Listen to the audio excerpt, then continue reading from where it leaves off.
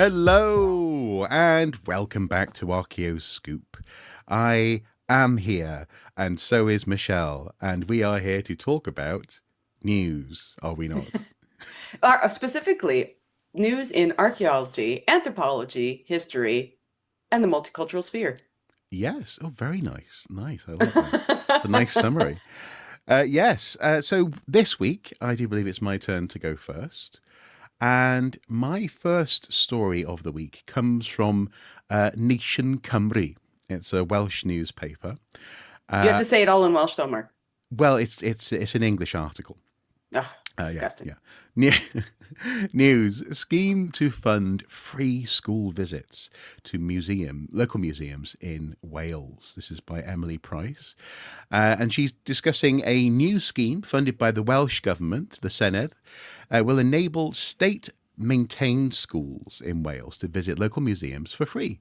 The Museums Visits Bursary scheme was launched by the Group for Education in Museums on Wednesday, the 1st of July. I have It a will, question. yeah, Is the bursary for the school? Because my understanding is that national museums hmm are free. hmm So my question is the bursary for the children getting to the museum, or is the bursary for the museum to fund other programs that will bring children in?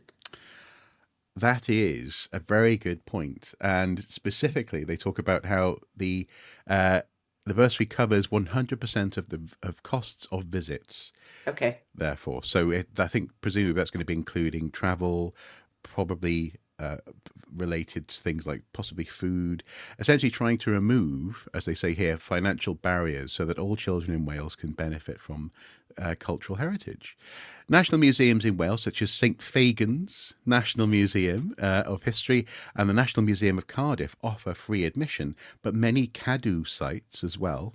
That's the Welsh version of English heritage. Cadw means keep in that sense, keeping for the nation, such as Caerphilly Castle, require an admission fee to help cover the costs of maintenance and upkeep. The new scheme will allow schools in Wales to apply for bursaries of up to £1,000 to cover the entire cost of a museum visit, including transport, entrance fees, workshops, and staffing costs. The bursary requires no match funding from the schools or from the local authorities, making it easier for teachers to give their students the opportunity to explore Wales's rich history and culture. And it goes on to talk about how, for example, the Minister for Culture, Skills and Social Partnership, Jack Sargent, said, "Our local museums network is a fantastic resource for children to learn more about how the history of their local area fits into the story of Wales." This That's is not a some. Welsh accent, Mark. No, it's not. No, no. But uh, this is something that is key to the focus of our curriculum. But financial barriers can often prevent schools from accessing these learning experiences. So we're providing funding to remove those obstacles.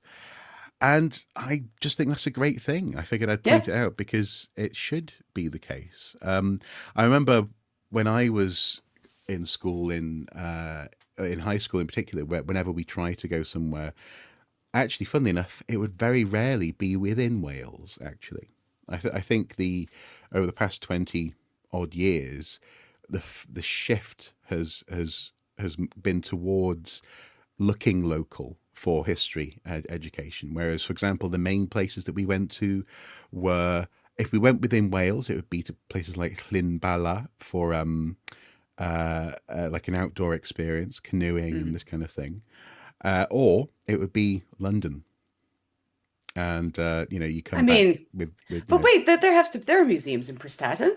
yeah, well, in Prestatyn there's the it's not a very big thing, but it's the end of Offa's there's like the heritage centre there. Chester is close by in England. Hmm. That's a Roman city with medieval stuff going on as well. The nearest, obviously, the nearest history stuff is castles. So Yeah. for me, it would have been Llydlan. It would have been Tintagel. well, no, that's I at mean, the technically other end of the that's country. lower, yeah. But But still, Conwy, Caernarfon, but so on and so why forth. would you? I guess London is the museum, but why Yeah, would you go to London o over something like Tintagel? I mean, Tintagel is I it? I think it's closer. I think the answer is Oh imperialism. yeah. Um, Yeah, there's this idea, and it's also true actually in this part of England, in the northeast of England. For the most part, people have always tended to be encouraged, as it were, to look to the capital for their What about story. Anglesey? I mean, Anglesey is it's Yep, yep, the last stand yep. of ancient Druids and history yeah, in yeah, Wales. yeah, Yeah, all that sort of stuff. exactly. I mean, Anglesey is full of history. Yeah. But I mean, also there's some great. There's a slate mine museum that we went to, but again, The mines. And the yeah, children long for the mines. Just let them go back. yeah, give them a pasty, get them down the mine. Um, but that's the thing, and also as well, actually, it's interesting having moved out of Wales and then going on to study archaeology. I then came to understand some of the rich prehistoric heritage that's in that part of the world as well. So, for example, not just the more famous recent mines, but also prehistoric mines. In Llandudno, there's a whole ancient copper mine that Hmm. was there in the early Bronze Age. So it's it's a phenomenon, and I'm happy to see it's being addressed within Wales. And there's a lovely picture there of Caerphilly Castle as well, which is lovely because one of the towers is leaning where I think a Hmm. cannon hit it, and it's almost coming away from itself. And the old joke is that you go to Caerphilly, and you have to be very careful around it. Disgusting, Mark. I know. Anyway, we're moving on because I don't want Mark to make more terrible puns. No. My first story of the week. So we have some great mythology news. Yeah. We have a new Sumerian myth, and this one comes to us from. I mean, that Mark will put on the screen the actual fragment that the Hmm. article shows because you can see how amazing the cuneiform is. And this one comes to us from multiple sources, but it says study translates fragmentary ancient Sumerian myth around 4,400 years old. And the recent study by Dr. I believe she's Polish, so I think it's Jena uh, Matushak. I believe that's how it's pronounced. Okay. Published in the academic journal Iraq, examines the mythical narrative contained in tablet NI 12501, dating to the early dynastic period, which is circa 2540 to 2350 BCE from Nippur in Sumer. Despite the tablet having been excavated in the 19th century, comprehensive edition and analysis has thus never been published. This may be in part due to the tablet's fragmented nature, which provides as many answers as it does questions. Additionally, when it's chosen to adorn the dust jacket of a book by Samuel Noah Kramer in 1956, Kramer omitted its museum number, only Okay. providing it in a separate publication 5 years later. Great So, job, dude. so it's like this. Great. This is pretty. Let's put it on the book. But I mean, it does. It yeah, looks amazing. mm, Thanks for not telling anybody where you found it. yeah, Children, this is why citing sources mm, is important. mm, NI 12501 was created around 2400 BCE in ancient Sumer. And the quotations, around 2400 BCE, Sumer consisted of politically autonomous city-states, though by the middle of the 24th century BCE, there were ultimately successful attempts at unifying them into a kingdom. City-states usually had one urban center as well as small settlements in the periphery. Each city-state had one patron deity, okay. who in turn had an entire family and staff. And in the case of Nippur, this was Enlil. And this is who we have to talk about today. But cities had various temples dedicated to other deities as well, despite their political autonomy. The city-states generally shared similar political and administrative practices, a Hmm. language, a writing system, and a belief system with local differences. Remember, kids, univocality, not Mm, always. For hmm. example, there would have been different dialects of Sumerian, but they only occasionally shine through the standard orthography. Also, there is evidence for a local pantheia, but the big gods were venerated throughout Sumer for the specific piece for NI 12501. This means that it likely represents a Nippurite tradition. But if it was known outside Nippur, which we currently have no evidence for, there is no reason to believe that people would have contested in any way. Nippur and uh, uh, Abdab were neighbors, and their pantheia were interlinked. The basic narrative of this piece is one in which the storm god Ishkur is held captive in the netherworld. Ishkur's father Enlil convened a deity. assemblage asking one of the other gods to retrieve Ishkur. However, only Fox volunteers to go. The story Mm, continues with Fox successfully entering the Kur, the underworld, by accepting food and drink offered to him, but hiding them in his receptacle instead of eating them. The tablet's narrative cuts off there, and it is unknown whether Fox successfully completes his objective. Dun dun dun. right. So Although, we'll have to. nice summary there. The main protagonists are Enlil, Ishkur, and Fox. Enlil is the acting head of the Sumerian pantheon and is often referred to as the king of the gods, whose main sanctuary is in the city of Nippur, the city Nice. in which the tablet fragment was found. There you Okay. go. So we don't know. So we have a brand new myth. We do not know how it ends, though. And we will have to find. Maybe somebody else has the second piece and also didn't label it. Yeah. Kramer, you dunce. Yeah. Yeah. And that's that. So, but now we have it. There you But go. also, yeah, you can see why he used it as a cover. It's a beautiful image. Nice. Okay. Well, my second story of the week is linked with a fascinating quote, fascinating discovery from Bronze Age Cyprus.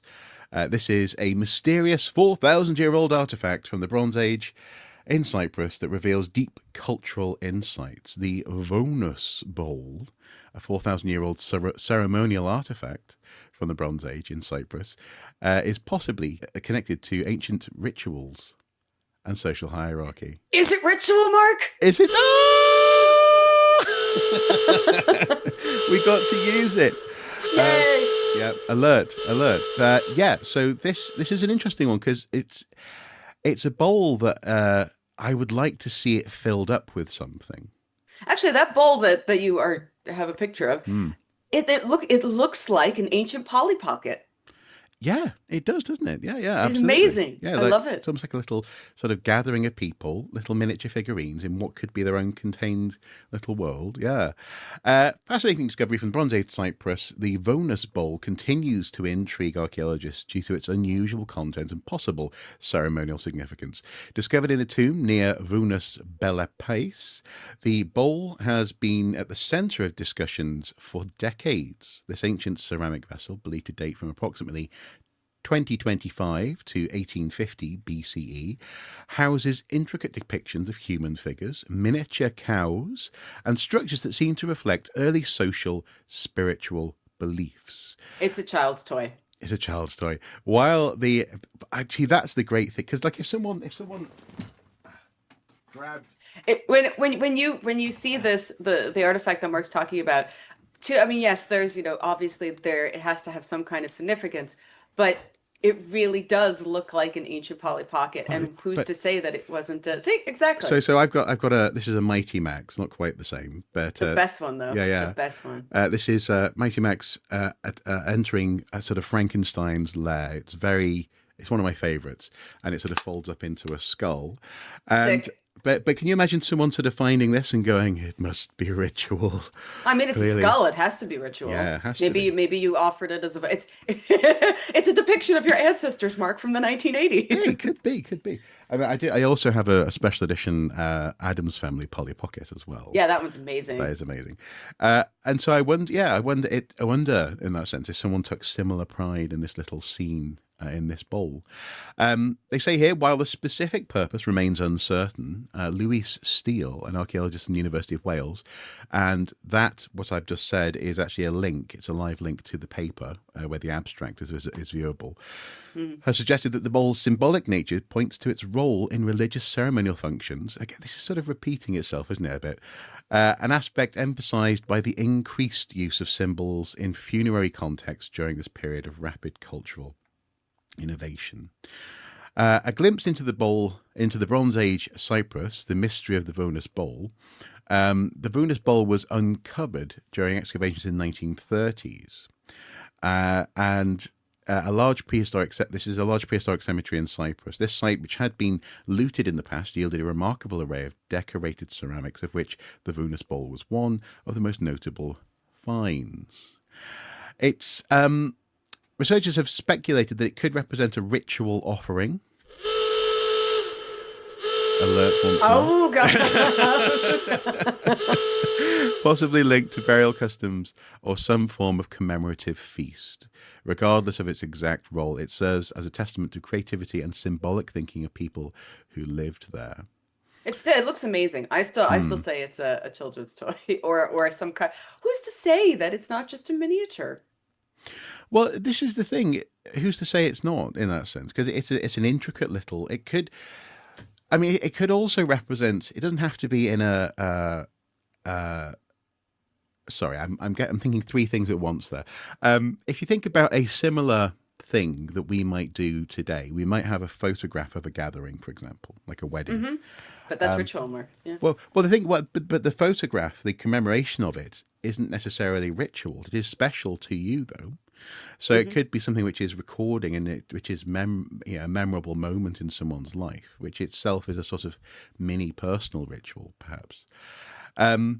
As Steele suggests, the Vonus Bowl is just one example of an increased display of symbols within the funerary context. This speaks to a growing significance of ritual objects in the establishment of social status and collective identity. Was it found in a grave? In a graveyard, yeah. Okay. Yeah. I think because it's hinted that because of the looting, the context wasn't necessarily entirely secure, but it was there. Okay. The use of model figures to create a scene inside the bowl is particularly noteworthy because such detailed representations are rare in prehistoric Cypriot vessels, further highlighting the special status of the artifact.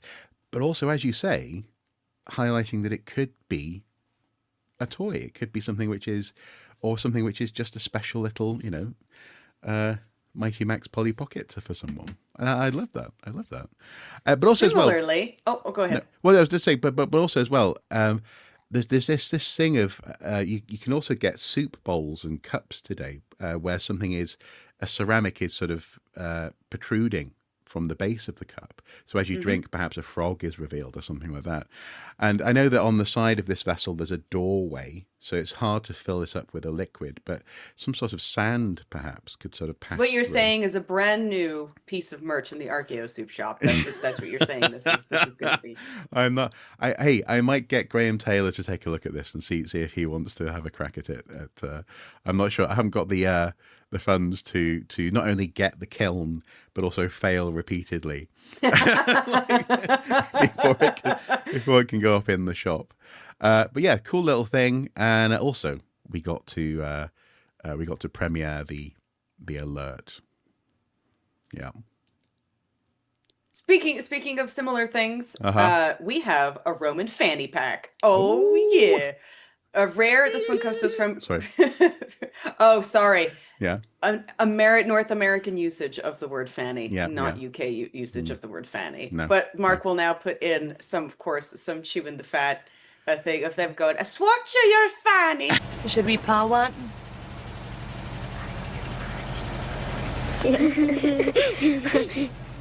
He's wanting a scratch your fanny.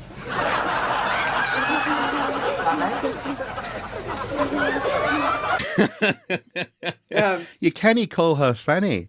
So, what are we going to call her? Fanny. I want to call her Fanny. We can't call her Fanny. Fanny, eh? I like it. It's unusual, unique. My mum's a fanny. Granny was a fanny. She'll be joining a long line of fannies. Aye, it's good to keep up tradition. Oh, Fanny, you're just like your daddy.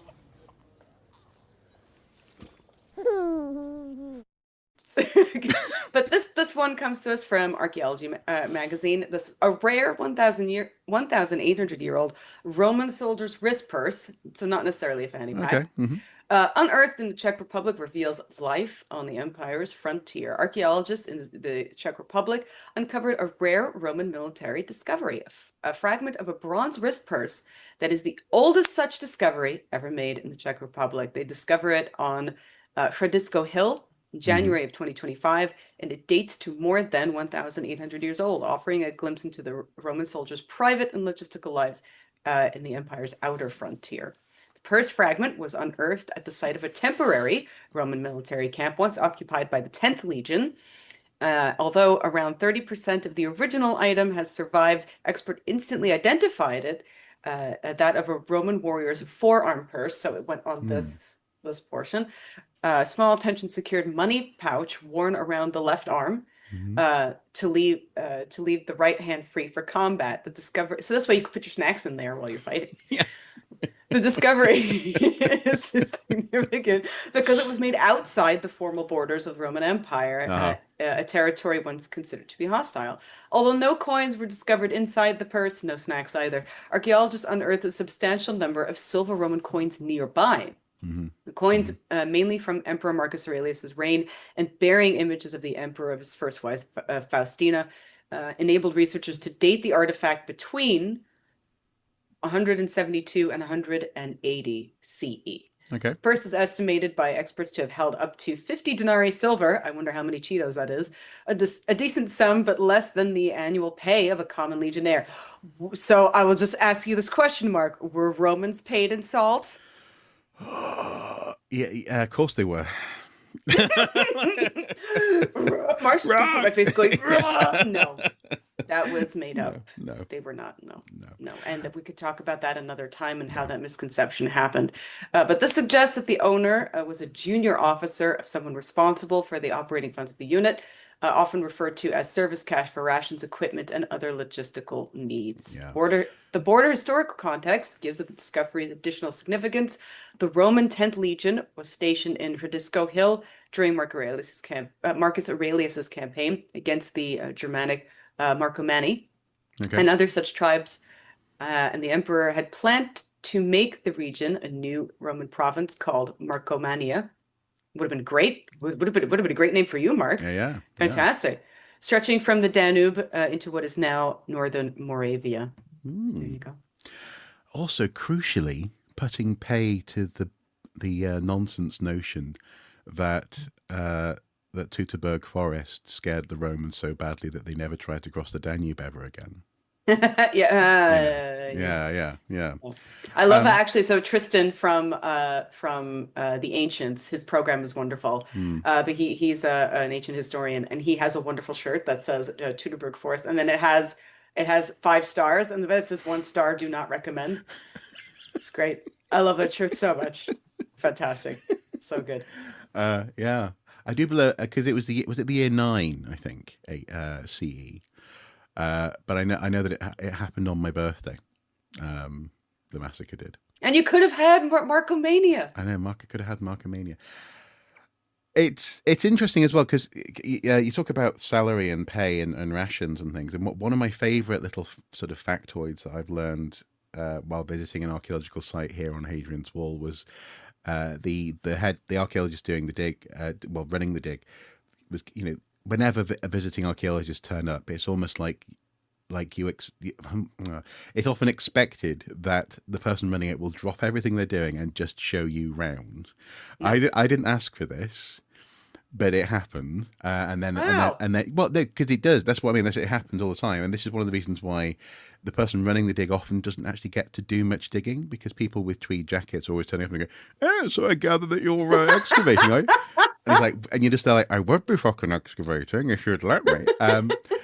But so I turned up and I was having a look, and he ended up showing me around. He's like, "Oh, Archaeosoup," and he was talking about how they'd found an area which was probably a sort of a food preparation area, and he described something that just stuck in my head. He talked about how every Roman soldier on the site probably had a daily access to a ration of meat, which he described as a cube.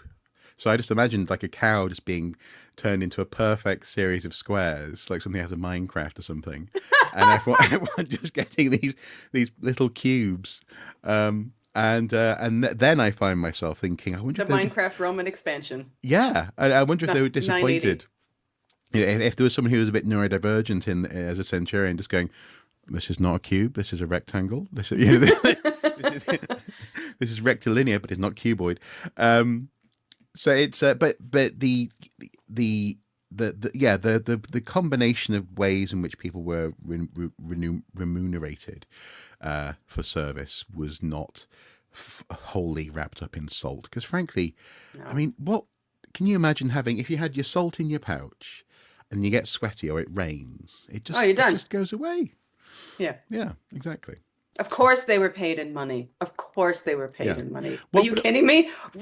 You'd really Well- get mercenaries with no. No, but also it's also one of those weird things as well, isn't it? Where the sort of the ritual of visiting a Roman site often revolves around, here is the gatehouse, here are the towers, open up the church, and Here come the flowers. yeah, here come the flowers.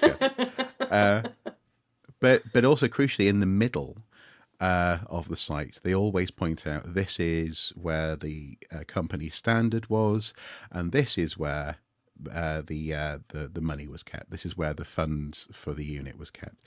And also, if funds were late, if something was delayed, people would get arsey because they couldn't buy food in the local vicar. Exactly. So it's and again, local people aren't going to be accepting salt or the promise of salt tomorrow. So it's interesting how it's just one of those myths that people somehow manage to hold in part of their Roman visitor's brain and completely ignore what they've just seen on the information board in front of them. Yeah. It certainly might have been part of the rations, but it was not all they were paid in. Absolutely not. It's a very long-standing linguistic myth that I think came from Pliny the Elder. He got it from somebody else, where he assumed that Romans were paid in salt. So Pliny the Elder was like me messaging you at like midnight. Going, what about these two words? Are they connected? Are they connected? And you go, no, they're not connected. Well, you just asked me about grubby and grubby, and I said, well, grubby, no, because that's a much later word, and grubby might have come from grebe or greebles, which is like dirt or detritus or pieces of fluff and things like that. Yeah, yeah. But he wrote it down, and now who's the idiot? Uh-huh. We could get Pliny the Elder on lots of things, like his whole his. I thought you were going to say we could get him on next week. You want to do a whole series about Pliny the Elder and some of the things that he said, especially I'm not sure like he his whole. he can turn up and defend himself. Oh, just phone the necromancer. They'll show up. What else did he do? What else? Did he say? Him talking about Druidic rituals. That would be okay. I mean, Yeah. he did tell us about the one. Do we know if it's true? No idea. I mean, he said that, the Druids, when they found mistletoe on a sacred oak, which was rare because mistletoe is a parasitic plant. Again, nothing to do with winter, nothing to do with Christmas. That is all invented. It's all modern much later. Yep. No, the only thing that Pliny the Elder ever said about Druids and mistletoe is that when they found it on a sacred oak, that the 6th day after the next full moon, Druids would get very happy about it, and that they took a golden sickle, and there was a ritual, and they would cut it, and then they would use it for healing purposes. That's it. That's all he ever said. But what was he right? We don't know. He actually never used the word druid either. So I'd love to ask him, like him and Bede. Can I ask you some questions, my guy? Why did you choose not to elaborate on certain things? Yeah. Are you sure what you saw was really what you saw? Why didn't you ask them any questions? Why didn't you just ask them what they were doing? Yeah. And that's all we have to go on. Thanks, dude. Thanks. I don't blame them though. I mean, it's not like they thought that no, they were were trying. I understand that. This is why I don't really get mad at Bede or Beda, however you want to pronounce it. But because they were trying. It's like, I'd love to wring Bede's neck over, like, why didn't you tell us more about Easter? Why did you tell us half a sentence that may or may not have been true? And now everybody just makes up crap about it. Why couldn't you have been just a little bit more articulate, please? Yep. Please. The historic county flag of Northumberland, which technically we are within today in North Tyneside, in the historic county, so north of the Tyne, is based, I do believe, on a single description of a funerary banner for someone at Bamborough, sort of red and yellow colours. But the reason for it, the specifics of the design, very vague. And I suppose it's interesting because, obviously in this, in this series, we're talking about reporting and news and reportage. Do you think that, do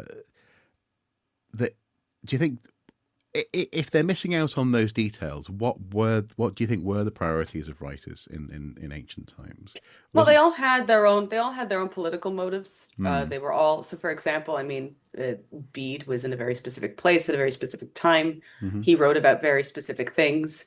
And we know that there were people he did not like. And hmm so hmm he did write, there is a bit of nationalism going on, but so is there for Gildas, so is there for a lot of early medieval writers where they had their own biases, just like other writers. I mean, we could talk about later writers like Gibbon, whom we all want to choke. Yeah, yeah. Or the He- Victorians, frankly. Okay, and again, they all had their own Yeah. biases. hmm They all made up stuff. Some of them were trying. Some of them were mm really trying. Like I think Sir Fraser was hmm really trying, hmm but he made mistakes, and we have to live with them. But in his case, I really do believe he was trying. Lady Raglan was not trying. She was No. just making up stuff. Same thing with Robert Graves, who is another one I would love to. hmm But hmm they made up stuff that we now have to clean up, and it's really rough. It's really hard. So I don't. Some of them I don't blame. Like the early medieval writers, I don't blame. Yes, obviously there were some that were taking part in propaganda. I mean, some of the Roman writers even as well, like Cassius Dio and Tacitus. mm. So they talk about the Cuculati, the hooded ones who were standing on the shores of England and whispering curses. Mm. That is a third-hand account. I Mm. don't know why they wrote that down, but could you have told us a little bit more about them? Were they druids? Were they just wailing women? Were they what were they? It's the rule of cool, man. Yeah, they It's were a cool. cool story. But also, I have to say one thing that I think I would love to do if I ever got a chance to be in the same room as you would be to film with a little camera behind a little doll of like Raglan or someone, and just have this giant of you just come in and then start ragging on the Raglan, just ish, ish, ish. Yeah, That'd like what's it called? Not Carmina Burana, but like Yeah, yeah, yeah, yeah, yeah, yeah, exactly. yeah. And people are just like, she's already dead. It's like, Stop! yeah. She's already. He's stealing all the burgers! Why, you little... I got you! You! It's all just an act. Stop! Stop! He's already dead. Yeah, it'd be fantastic.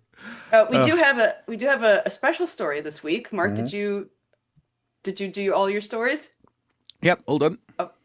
So I put this in because this is a brand new thing, and this Okay. came via the person who made the discovery. Oh, So this is very special. This comes to us from Dr. Seb Falk, who wrote a wonderful book called The Light Ages, all about how there were no Dark Ages. Petrarch, another one I would.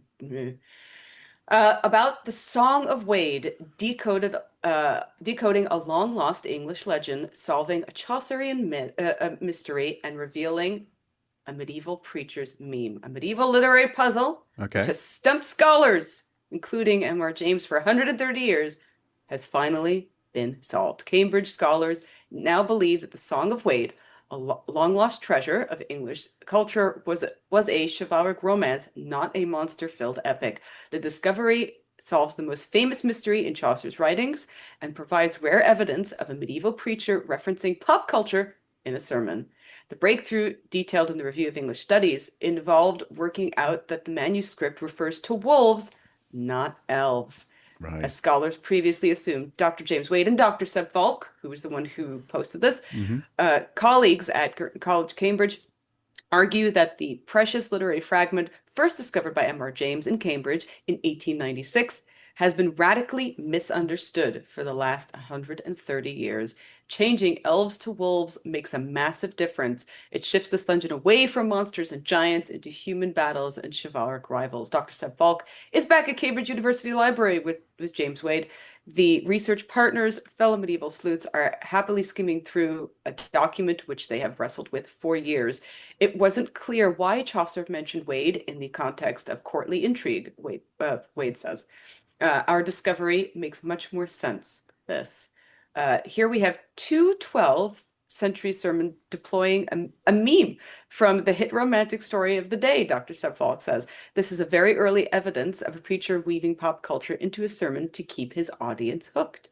Many church leaders, which they still do, YOLO kids, many church leaders worried about the themes of chivalric romances, adultery, bloodshed, and other scandalous topics. Ooh, scandal. So it's surprising to see a preacher dropping such adult content into a sermon, Wade explains. For the first time, researchers have identified the great late medieval writer Alexander Neckham as the most likely author of the, oh boy, of the specific sermon. I'm not going to attempt to read this in the medieval Latin.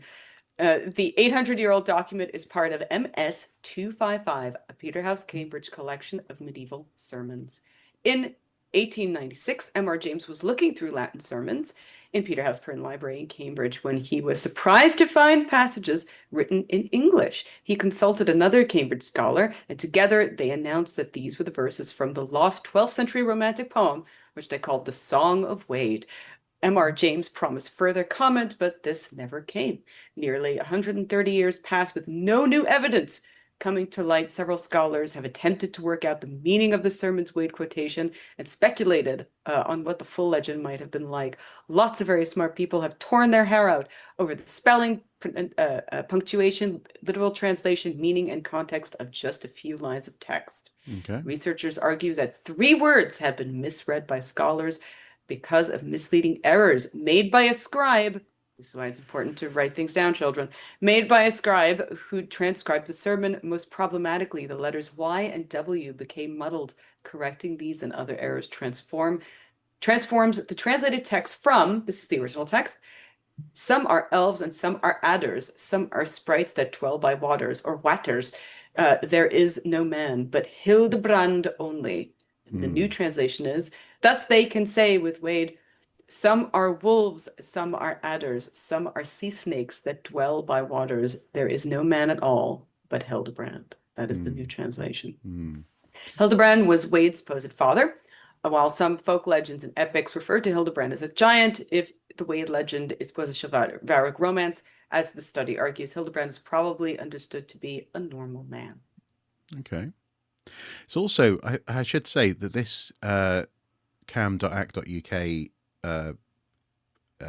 feature on this does a really good job of, just after the bit that you were quoting, of doing a zoom in on words as you scroll down. It sort of literally shows you and highlights beautifully. It shows you the beautiful, the inscribed text, which Mark will put on screen so you can try to translate it yourself. Be like, exactly. No, that's really cool. And also, as you say, it's absolutely something which youth pastors and others are guilty of today. And no, lovely. I wonder. Do you think then that the presumption of elves reveals possibly a sort of a bias in initial readers' minds in that sense? They were looking for a more fantastical tale. Well, it says that I think so, because it does say that the person who wrote it down was listening to the scribe, so he wrote it down. So like I said, it could be that his handwriting was very good. Maybe he transcribed it incorrectly. Remember that when we're talking about tales that are being transcribed, you're, again, as we talked about earlier, you're at the mercy of the author, the person who's writing it down, and you're trusting that they're writing something that is true. And in this case, it seems like it was just a little spelling mistake. So you're saying we can ascribe blame? I knew you were going to go for that. Good night, Mark. Goodbye. Bye, everybody. It was a great week. Amazing. Thank you so much for watching. Thank you so much for watching, everyone at home. Until next time, do take care. Bye.